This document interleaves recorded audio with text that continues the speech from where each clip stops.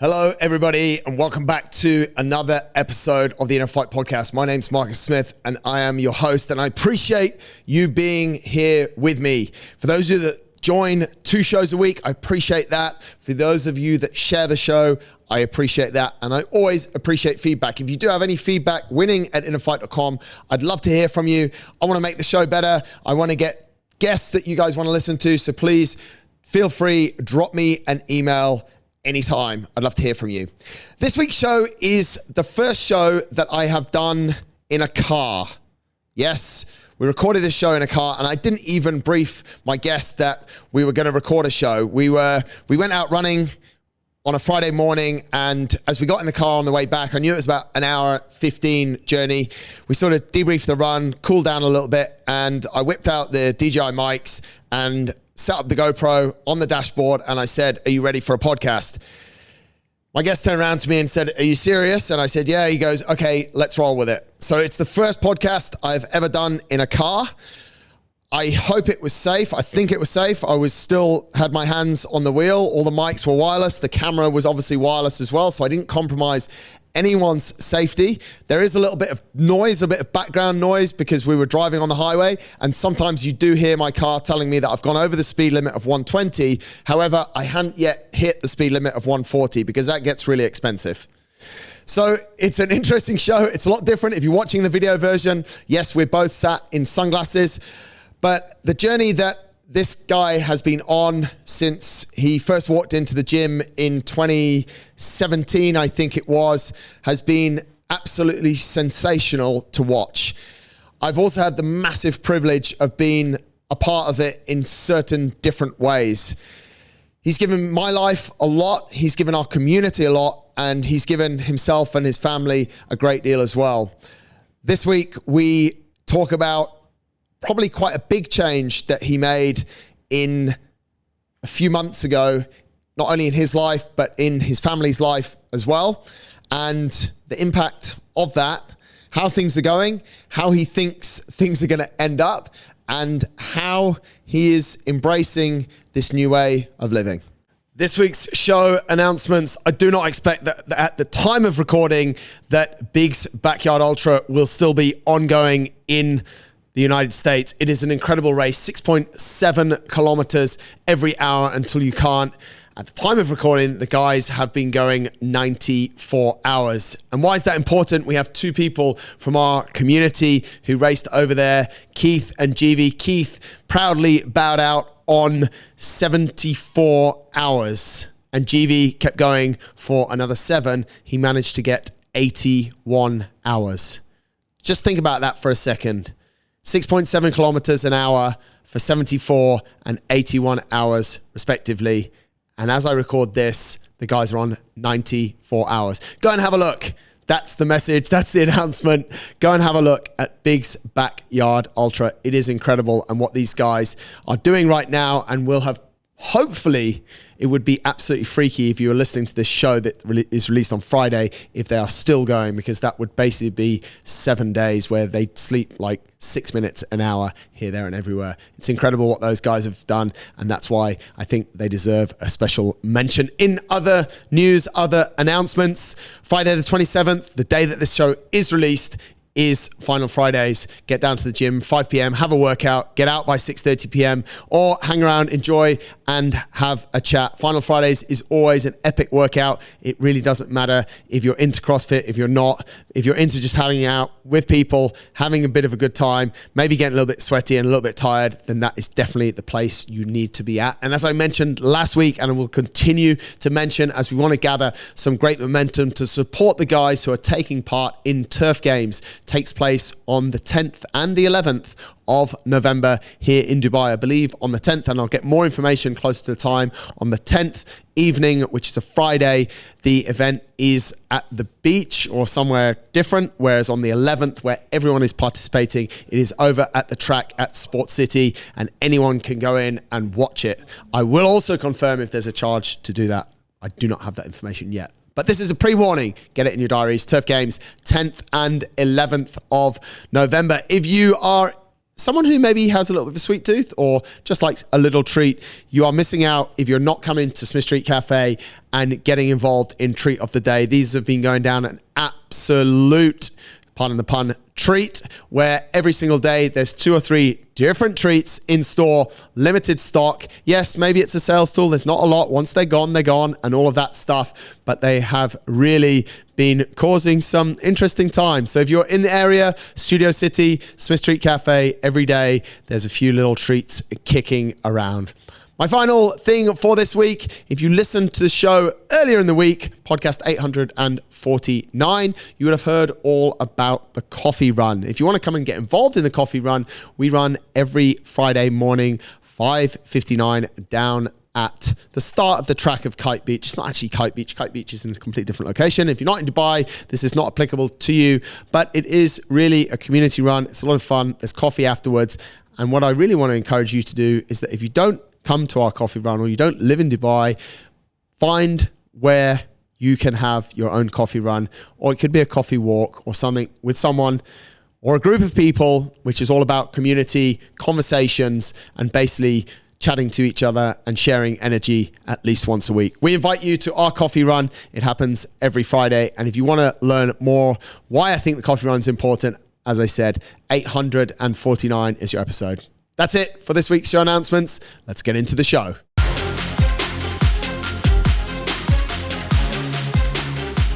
This is episode number 850 of the InnerFight podcast. Another knock with Akbar Naqvi. Enjoy the show. We're on. This is it. This is the first driving podcast. I'm not sure if people are watching the YouTube version. They want to question our safety. Currently driving within the speed limit. You can see we've both got our seatbelts on. So I think everything's going to be safe, mate.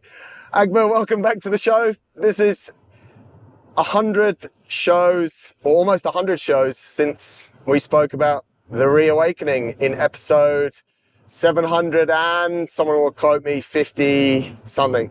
Mate, we're just on the way back from Wadi Nakab. You pulled a fast one on me. Didn't actually brief him that we were going to have this discussion. Mate, let's talk about that. Straight back from South Africa. We'll go to why in a minute, but straight back into the mountains. How did that feel? Well, always, as I said to you on the way up, the mountains over here are quite something because they just keep you honest. It doesn't matter where you go in the world. When you come back to the Rack Mountains, they keep you humble. It's good to be back, man. It's good to be back. We're trying to promote Rob's Trail Running Club, not put people off, mate, by the way, just in case you wanted definitely. So, mate, you've been away for the summer. What's been going on? I mean, I don't know where to start. It's like quite interesting journey that I've taken since the reawakening. Yeah. A lot of it obviously had to do with the reawakening. But the difference this time around is previously it was more about me. Yeah. Now it's more about the family. So my kids, my wife, and we're trying something different. Different lifestyle, different approach to how you live your life, how you raise your kids. And South Africa was, let's say, the first leg of that journey. And yeah, it's been quite interesting. We're still Dubai residents. Right. We keep coming back to Dubai, but we're going to be moving around a little bit, exploring the world, showing the kids what I call the real world. And yeah, take it step by step. In the last podcast, and I think that's what people remember you for, is you spoke about getting a knock at the door, and you had various knocks at your door, which has prompted various things in your life. What was the knock at the door that prompted you to say, we're going to give our house back, we're going to pack up our 3 kids, and for want of, I guess, a better phrase, we're going to start living a nomadic lifestyle? It was what I mentioned in that podcast, it's the series of knocks keep opening doors. And you just keep opening doors. And eventually, you open a door. You open the door with no fear of what's on the other side, and you kind of embrace it. Now, for me, that's kind of become a life philosophy. Now, obviously, it's not everyone's cup of tea, but if you slowly grow into it, then for most people, it can become something. So my knock on the door has always been leading to a different kind of lifestyle, different way of approaching life, becoming, for a lack of a better word, free. Yeah. And so this is an extension of that. And I'm lucky that my family is willing to come on this part of the journey with me, especially my wife and my kids. Be a bit lonely on your own, would it, mate? Yeah, totally. But I think they're embracing it as well. I mean, it's still early days. We spent about 3 months in Africa. We're back in Dubai for a couple of weeks, and then we're gonna go to Europe till like Christmas, and then see what happens. But we're staying in the moment. We're taking it as it comes. The kids are, their education has not been impacted. They're all still online. Yeah. In fact, they've got a completely different perspective on, education, because let's talk about that a little bit, mate. Because when we initially, they're a few weeks into the school year now, and when we initially spoke about it pre-summer, you were quite excited. Give us a little bit of background on how you've chosen to educate your kids. So, as you know, again, the knock on our door, one of the knocks was COVID. Yeah. Right? And as I've said to you multiple times, I keep the lessons of COVID very close to my heart. Yeah. And I'm actually always referring back to that period. Yeah. Because I think it was an opportunity for all of us to reevaluate, how we live our lives. And obviously, the education part was quite important. And so that's kind of what we've done. We went and explored a higher level of online learning, where the kids doesn't disrupt their education, but it incorporates it to their lifestyle. Right. And the funny thing was, once we started exploring this avenue, we realized that there's a whole different world out there, and there's tons of families who not only doing families who travel do this, but they actually, I've mentioned this to you, they're families with, special talented kids. Yes. Prodigies, athletes, musicians, scientists, and they don't conform to the conventional education system. So their education is designed to stimulate them to be more about growing their art, or growing whatever their gift is. Yeah. And the education just becomes part of it. And so we've met and heard about all these amazing families. So the school that we're part of is part of an English curriculum. And, again, these guys have been doing this for over 100 years. It's mental, isn't it? Like, all they had to do was they had to just bring it online. Yeah. But even before online, obviously their biggest alumni is Nelson Mandela. Amazing. He was doing correspondence courses while he was in jail. So these guys know that, education has no boundaries. Yeah. So, and they have this online system that is just, so slick, where eventually the kids are almost independent. Wow. So that's kind of what we do. They'll work during the morning, they have a smaller schedule, because now we're not, going to school. Yeah. And that's the other thing we realized, there's no commute. So you've saved, well, what we're talking about on the journey down could have been up to 4 or 5 hours. We're hearing people are commuting at the moment. Easily. They're waking up at 8:30. Yeah. School starts at 9:30. They're done by 1. Wow. And for example, in Cape Town, we followed that schedule, 1 o'clock lunch, out in the mountains, hiking. Amazing. Right? And then some days, we wanted to do something, or there was some particular thing that you just went out in the morning, did whatever we needed to do, and then in the afternoon they did some work. Sometimes, on the weekends, they got nothing better to do. I'm like, let's do some school. You're on the iPad anyway, right? Yeah. Just get a lesson done. Yeah. And you start to get into the rhythm of it, and it's quite, it's still early days. Yeah. But it's quite, I think what we've seen, the interesting part is, obviously everyone has to adjust. And so you see the kids adjusting as well, but the kids are, they're so adaptable. Yeah. Yeah. They've just, even within a couple of weeks, they've taken it, they've adapted. So out of our 3 kids, one is just flying through it already. It's amazing. Her math progress, every month you have to do like an online test, and then the teachers score you to find out how you're keeping up. But usually the way it's structured is you have to do a test a month. Right. Like that's normal. But in her case, she did the test after a week.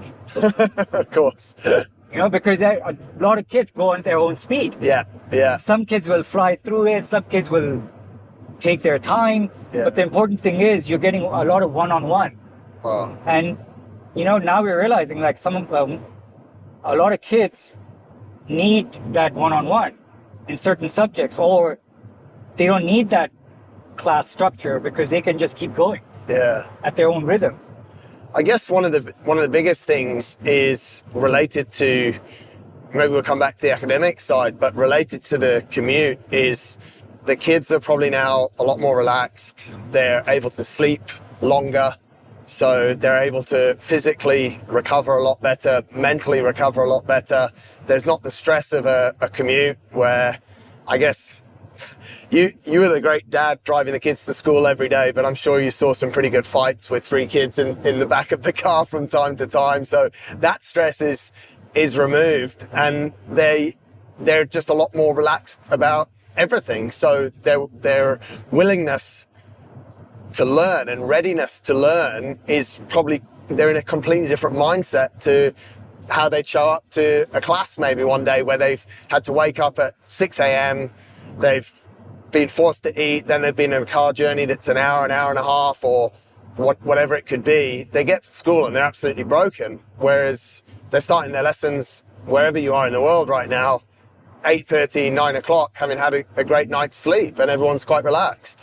I think you're absolutely right. And the mindset is one thing, but the other thing is that we've noticed just in a couple of weeks is, the best word I can use is fresh. Yeah. Right? They're fresh. They have that energy that, sometimes gets drained by, whatever environment that you're in. Yeah. And so what we've noticed with them is that they're fresh. Like, don't get me wrong, there's still challenges, right? I'm sure. They're still adapting. There's still concentration is not there. A lot of people would say, you've kind of increased their screen time, but not necessarily, because we can still manage it. Yeah. And so you'll have pros and cons to it, but generally speaking, we're seeing, a different mindset and level of energy. But I think the more important thing is it's giving them an opportunity to see the world, in a different way. For sure. Because now when it's not the routine, and actually, now like one of just last week, we did. We woke up early, and we went up Lion's Head, in Cape Town. Yeah. Right, and it was supposed. We thought it would.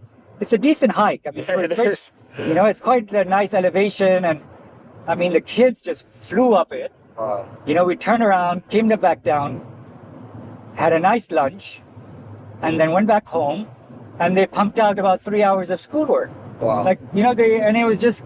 With no resistance. With no resistance, and we just flipped the schedule around. Yeah. And they got to see like a completely different way of. So I think in many ways we're blessed and lucky to be experiencing this. But I think going back to what you originally asked me, when you take that risk, right, and you go like, okay, I'm going to try something different, then you never know. You never know. Do you think 10 years down the road? Do you sort of question what maybe education will look like and perhaps how your kids will fit into it? And do you have any sort of thoughts or concerns, or how's it going to play out? But to be honest, I think you can see it already. Yeah. Right? I mean, the education system anywhere in the world, I think they're all adapting to what's going on. And what we are obviously experiencing and learning through this hybrid online, whatever you want to call it, model, is that there's a level of flexibility that is quite unique. Yeah. Which is, and the access to information is so readily available now. Yes. Like, I mean, ours is a bit more structured. We've seen families or, kids who are completely online. Like but they have no structure. Like they're just gone, all that free education that is available. Like obviously the biggest example is that Khan Academy. Yeah. Everything is available, and it's not just for kids, it's for adults as well. Right. And you're seeing people like completely, changing their perspective, and they're like, well, kids, are learning everything is online, so they're learning at a much different level. And so there are different layers to it. So I think what's going to happen is, and there's definitely, the shift is already happening. Right. And where you see yourself, I think will ultimately come down to, honestly speaking, right, you're going to see it in your kids, right? Yeah. And then you're going to see, and you're going to, if the parent is aware of what's happening to their kid, then they might look at it and be like, okay, maybe I need to do something. Or they might be like, no, this is fine. Yeah. I mean, it's totally up to the parent. I think that's one thing that it's difficult because I don't have children, but as a parent, you maybe have ideals of how things are going to play out, and you're very free flowing with it, and what will be, and it's evolved and it's fast forwarded, and as you said, COVID has changed a lot. Some parents are probably still holding on to the fact that children will go to universities and it will play out like this. But one of the things that I'm sort of picking up from what you're saying is that the children are now able, with a system like you guys are following, the children are able to dictate what speed they go at and where they go to with the education. You're just giving them a decent framework that's proven over a number of years, and they're, first week in maths and do the test and skip the next 4 because, or go to the next level or 2 levels ahead because you're actually ready for it. So the pace is really dictated by the children. Totally. And that's the thing, like, maybe this is something where the children of the future are going to be more in tune with who they are, what they're actually, like, we've talked about this a lot, like, honestly speaking, like, what is their purpose? Yeah. Why they're here? Yeah. What is their gift? What do they actually want to do? And maybe a lot of them, if where they're going, will find it quicker, right? Or actually find something that they really want to do. Yeah. Instead of conforming to a certain way of thinking, which maybe restricts who they actually are meant to be or what they're supposed to do, but you never know, And so I think if you give the kids that freedom, and I mean, look, and don't get me wrong, like, I'm sure there's schools out there who are adapting. Yes. Who are, seeing what's going on, and they're incorporating a lot of this thinking into, but it's up to the parents to actually find these schools. Yeah. Then you can have the normal schedule, but if you're thinking outside the box and actually giving the kids that freedom, then then the 9-to-5 parent, right? Because not everyone is going to be like, I'm going to go travel the world, right? Because not everyone can, or not everyone wants to take that risk. But even for them, they might be like, okay, but you know what? I'm going to put them in this particular school, or I'm going to put them in this particular line of thinking that this school is adopting, which is good for my kids to become better people, and it doesn't impact, the way that their education journey will be, because they'll still go to uni. Yeah. You know, they'll still go to like, you know, if, for example, like if you're a gifted scientist, Yes. then it obviously means you're going to go to uni, you're going to get your doctorate, your PhD, or whatever it is. So you're always going to be within that structure. Yeah. But how quickly you go through it and which avenue you take may actually be different from what we thought it was. Yeah, and I mean, age shouldn't really be the limiting factor. Totally.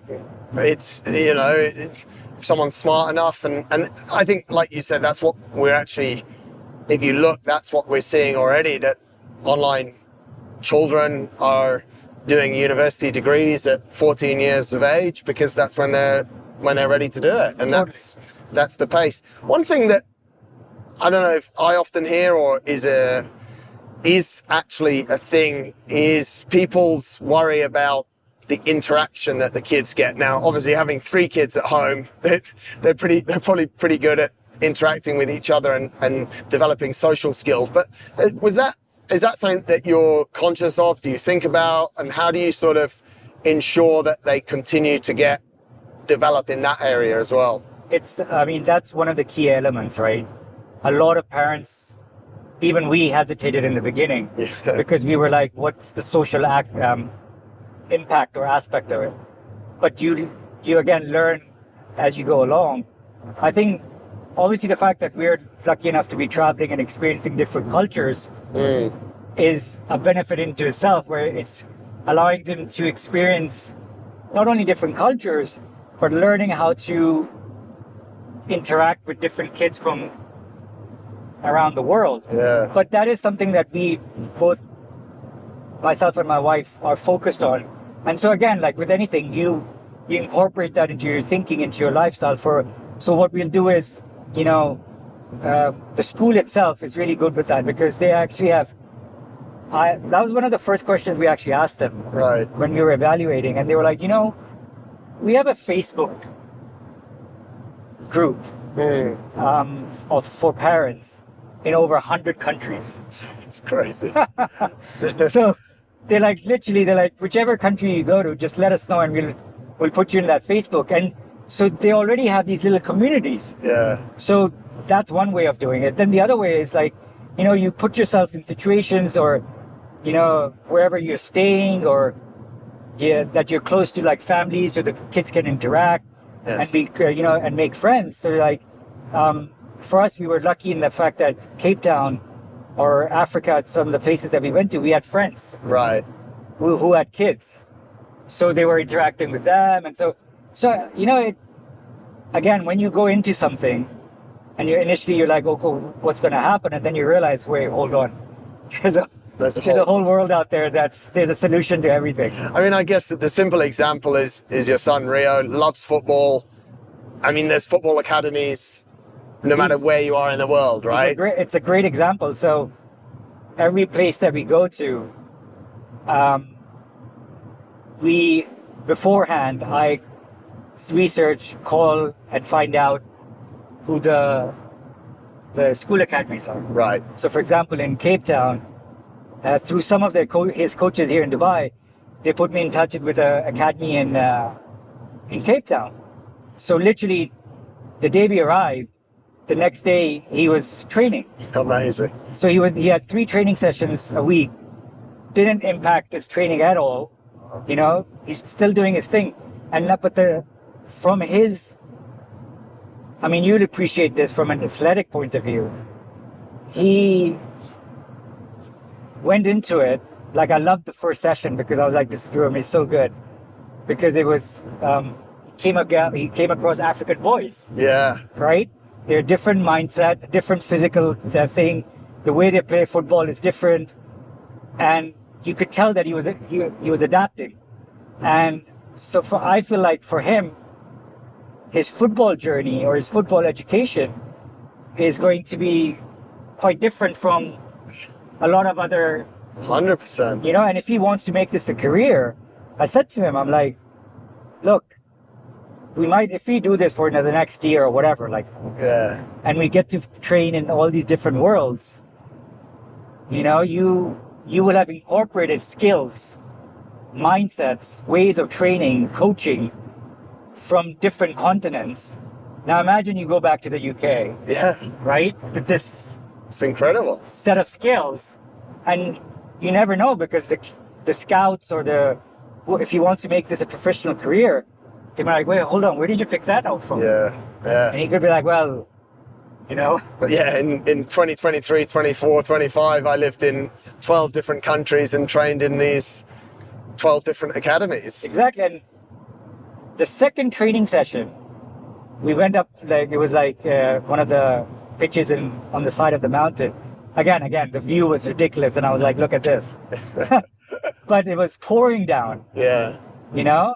So he gets out of the car, and he's like, wait, is the training session canceled? No way. And I'm like, what do you mean? He's like, well, it's pouring down. And I'm like, look. And it's like everyone's getting ready to play a match, and you could tell, he's like, his mind was, he's like, wait, what? And he saw the kids like playing in the mud, playing in the rain. It's torrential rain, 12, 13-year-olds. Amazing. And he just threw him in there and he's like, go play. Amazing. You know, and just like, and stuff like that. It's like, I don't think you can put a price on that level of education. Yeah. You know what I mean? So, Yeah. you know, we'll see what happens with that. I think the easy, as always though, I think a lot of the easy things is like, the kids won't get any interaction. Like it's easy to look at the potential downsides, but in reality, there's way more upsides. Yeah. I mean, for sure it's not for everyone, and it's probably not for every parent, and it's probably not for every child, but nothing is. There's no one size fits all, but for sure there's a lot of positives to take from that kind of education setup. Yeah, and I think in our case, you know, like with the mindset with this is like we're keeping ourselves open to whatever comes within a structure. And look, you can always come back to it. Yeah. The so-called normal life. It's not like but we're trying something different. And if it extends itself for beyond what the plan is, then it does. Like and we see how it plays out. But I think having that freedom and having that openness to see where that takes us is quite interesting. And even for myself and my wife, it's a challenge in the mindset as well. Because you're like, okay, it's not about me anymore. It's about 4 other people. Yeah. So you got to keep that. You got to be cognizant of that. And so we're seeing a change in our mindset as well. But you still have the same stuff. You know, you still get stressed. You still worry. Travel has its own, stress. Work, how we've incorporated both our livelihood into this is obviously there's pluses and minuses to it. Obviously our finances, how we've adapted to it, there are pluses and minuses to it. But because we're adapting and because we're keeping ourselves open to whatever comes, we're letting it grow, man, and we'll see where it takes us. Talking about stress, mate, what do you feel is the biggest stress that you were under living in Dubai with 3 kids, with the life that you had here? What's the biggest stress that's been removed? It's a great question. And I mean, we've talked about this quite a few times, but it almost feels like, I mean, honestly, mate, I feel like I can breathe. Like it's whatever you want to call it, and you can classify it any way you want. You jumped off the Ferris wheel, everyone took a left, you took a right. Everyone's zigging, I'm zagging, but there's a freedom to it. I think it's allowing you to step back, become a bit more aware of who you are. Like, I mean, you know me, like a lot of my thing is, especially the last 5 years, it's quite focused on, okay, where is this going? What's my purpose? Yes. Where am I heading with this? Like, And it's becoming more and more about, okay, now I'm realizing it's less about me, and it's more about the people that I'm impacting around me. And obviously my family is my most immediate. Slight technical hitch there with the camera on the dashboard. We actually overheated, so we've had a little bit of a break, but we're back. We're talking about the biggest stress that was released, and we won't go back into that one, mate. I want to come to what is now your biggest stressor. What do you worry about? You're not someone who stays awake at night worrying about stuff, I know, but what is stressful for you and Danny now? Oh God. If I said something like I sleep completely, every night, like with no, people would be like, no, that's not possible. Yeah. But, I can say that because I've done so much work on myself, and I'm quite clear in terms of where I'm heading with this stuff. Yeah. That I don't look at the worried, like anxious and all that stuff. That's always going to be there. Yeah. Because it's human nature. It's part of our makeup. But I think what I'm starting to do is that I'm not looking at it as a hindrance. I'm actually looking at it as just another opportunity, or just another obstacle that is actually enhancing the way I look at life. So if something does stress me or if something does worry me, I look at it very independently now, almost like an observer. And I'm like, okay, hold on a second. What actually is making me anxious? Yeah. Right? What is it? And now, is it something that I've thought about because of the way I used to think? Yeah. But now if I step back and I look at it completely from a, independent point of view, is it really that? So just that flexibility in my mindset, which obviously I've worked on a lot, as you know, the reawakening was a core component of that. I think it's giving me another way of looking at things. So look, I'll give you an easy example. We've been traveling, right? Travel has its own stress. For sure. And especially when you're traveling with kids, that's its own animal. And I've noticed myself, like through airports, and we've done everything. Like we went through Africa, Southern Africa. So we did literally planes, boats, trains, everything, the works. And the kids are there as well. There's border control. You're in Africa. You're with kids, your wife, all that stuff. But then I think if I'd done this before this mindset change, I would have been completely stressed out. Right. And maybe we would have cut the trip short. But now I was almost sitting back, observing. Yeah. I could see my wife stressing. So now I was like, okay, I need to keep that under control. Yeah. So obviously that was another incentive for me to, bring the temperature down. But because of my approach to it was so different, and because I could repackage it, because I was like, look, this is a part of a bigger thing, because we're doing this lifestyle thing and we're going to try something different. It actually takes away a lot of the conventional, stress triggers. And you start eliminating them, and you were like, well, for one thing, this is just part of the journey, and it's going to happen. So there's no point in, worrying about it.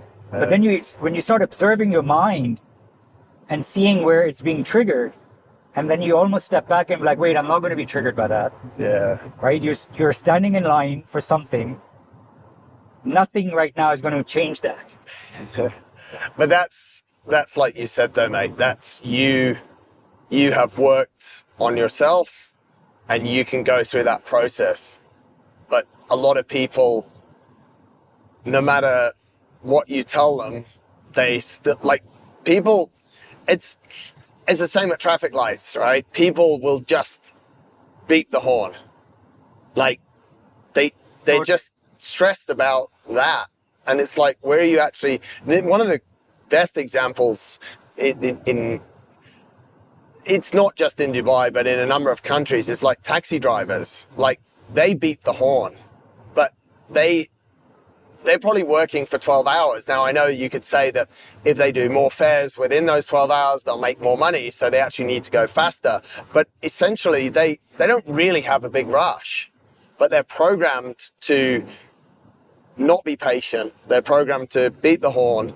And it's deprogramming of that programming that people need to go through. Because like you said, you go to Africa, no matter what border you're at, obviously airports, if it's a big international airport, it's a little bit easier to pass through in a shorter time frame. But as you get more remote, your time and the systems that they have in place just become irrelevant, really. Totally. And I mean, we've talked about this before, like if you almost, after a while, if you want to change your mindset, you've got to put yourself in a situation to experiment with that, right? Yeah. And experience that, and then be like, okay. And Africa is actually, yeah, I don't think it was by coincidence that we ended as our first lecture was Africa. Yeah. Because it's a great testing place for all of this stuff, right? Yeah. And then you see people over there who've got a completely different mindset, Yeah. right? And then you start to see, okay, what's different with them? Yeah. You know, how they're adapting and how is it? And I mean, one of the things we were lucky enough to, we took a train, which in itself in Africa, people would be like, are you nuts? Yeah. But it was quite liberating in a way because it was at a different, you were on the train schedule. Yes. You're going through Africa, you know, and there are going to be stops. Like this was like a special train. So it had specific stops, but there were times during the night where it still had to stop at train stations because that's just how it worked. Mm. And, you know, it was going at its own pace. And there were people on that train who just could not handle it. Really? And they were like, why are we waiting? Why are we and you could see that, you know, that it was so interesting. Like you've put yourself in a position to experience something. Yeah. But you're fighting it. Well, now that the experience is there, you're fighting it. That's correct. And you're not actually accepting the fact that, look, this is part of the experience. Yeah. You know, and so I think the more you put yourself, if you're willing to put yourself in that situation where you're challenged or where, you know, you are going to be uncomfortable, you know, where all your negative thoughts will come up, but then you train yourself to, you know, how you approach them. Yeah. Or you look at it, you know, a different way. And then you start to see, you know, signs of how it's impacting your mindset, your psyche, your health, you know, everything. Yeah. Like, I mean, there was one great example, like, I think it was in Cape Town, and for one of Danny's works, we had to go outside the city. Right. But we had to go at a certain time, like 8 o'clock in the morning. And we just put the family in the car and we took off. And there was this part where you go through the city and you go out, right? And we were on this road and we're just going at a normal speed. And then the other side of the road, everyone coming into town. Right. Right? And it's like the traffic. It's one of those things. That's why I said earlier, when everyone's zigging and we're zagging. Yeah. It was quite interesting for us to observe that literally whatever we're doing here, this is a physical example of that. Like everyone is going that way. And you're going the other way freely. We're going the other way, but we're still doing the same thing. Yeah. Right? Yeah. Like we were going there for a livelihood to make some, whatever it is, a lifestyle. Yes. But we're going in a completely different direction to everyone else. And it was quite a visual manifestation of whatever we're trying. But that's when you see stuff like that, you know, then it's like, okay, maybe, I mean, there's no right or wrong in anything, right? No. But it's a different way of looking at things. It's interesting because that awareness that you speak about, and actually, like, a lot of people wouldn't notice that traffic situation. It would just happen. Yeah. A lot of people would only notice it if they were stuck in the traffic. And like when you pass through an airport or a border with no resistance and it's easy, do you really notice it? Not overly, but when you're in a queue, you notice it because you think that it should be free passage. But when you're in that queue, what's the conversation that you're having with yourself? And it's not often, I don't believe it's often, okay, I'm feeling stressed. Well, why am I feeling stressed? And to start to ask yourself those questions, because I think that's the best way to understand why we feel the way we feel. If you're in a queue, it's like, okay, you can't fight that you're getting anxious, but you can start to ask yourself questions. Why am I getting anxious? What am I actually thinking about here? That's, okay, I'm in the queue.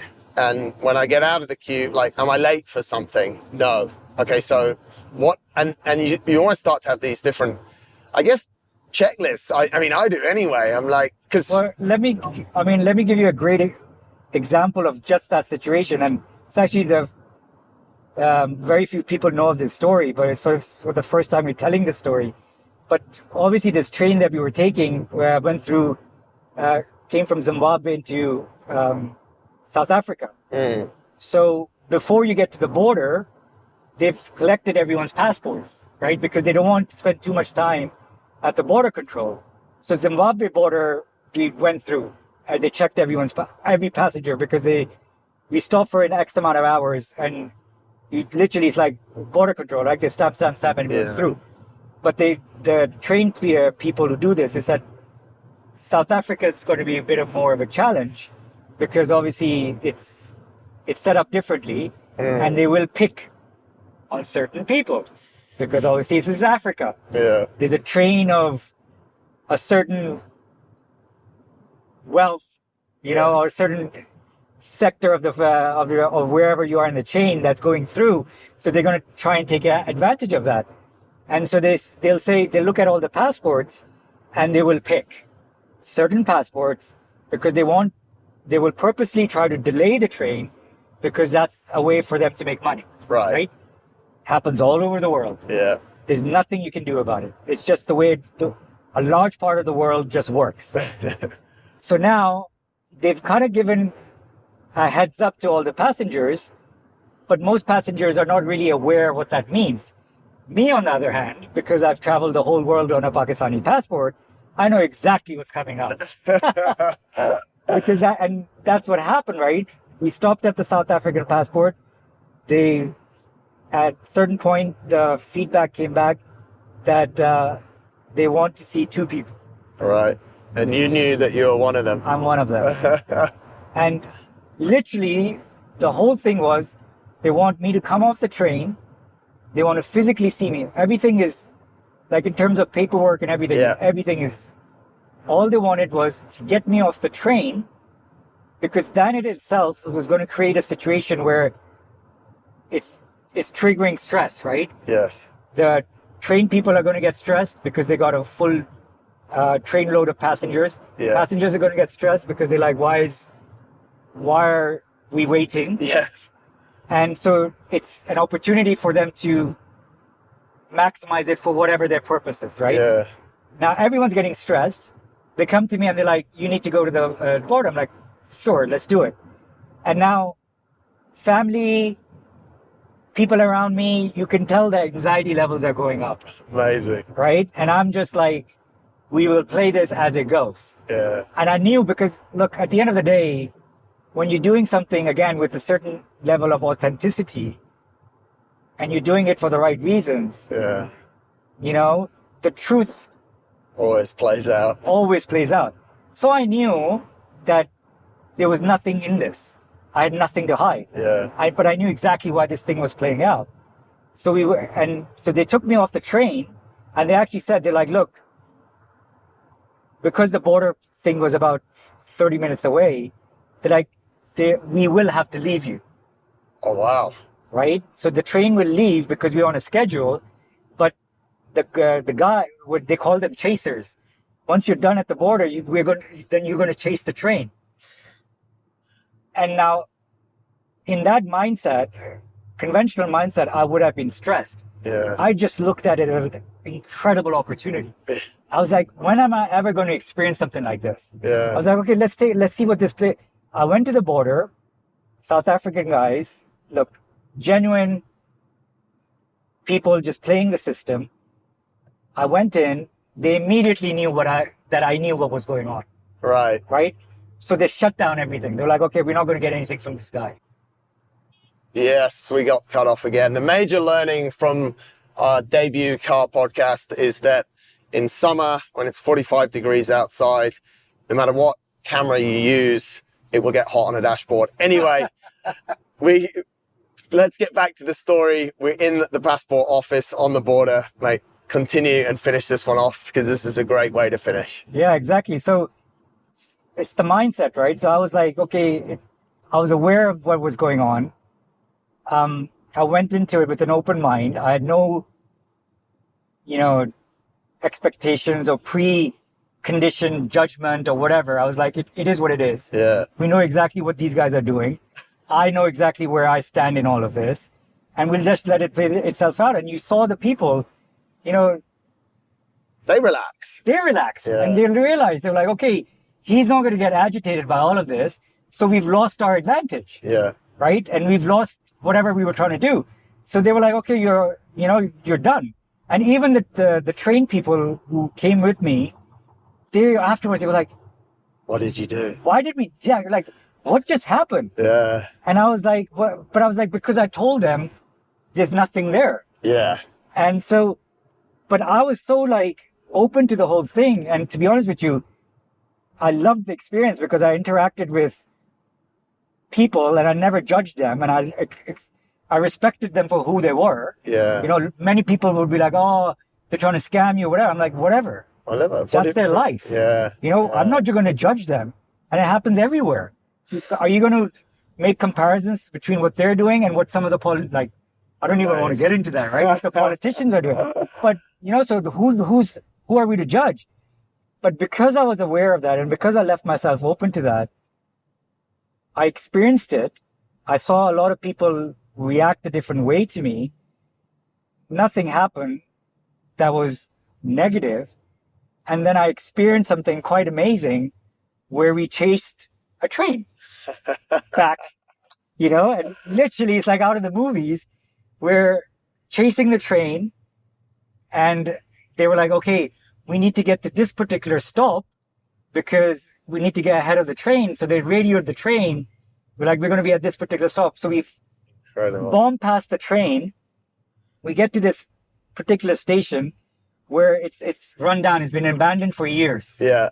I even took a picture there because they're like, well, no one stops here anymore. And the train stops. Everyone's cheering. Yeah. And I just jump on the train. Hop back on. And we go on with the journey. Incredible. What a way to end. We've actually arrived at where I'm dropping you off as well, mate. So it all ends well. Unbelievable learnings, mate. As always, it's an absolute pleasure. Hopefully this file works out good with a couple of overheats, but we wish you the best on the next leg of your journey, and maybe in 6 months we should have another chat about it. Thank you, mate. Always great coming on. Take care.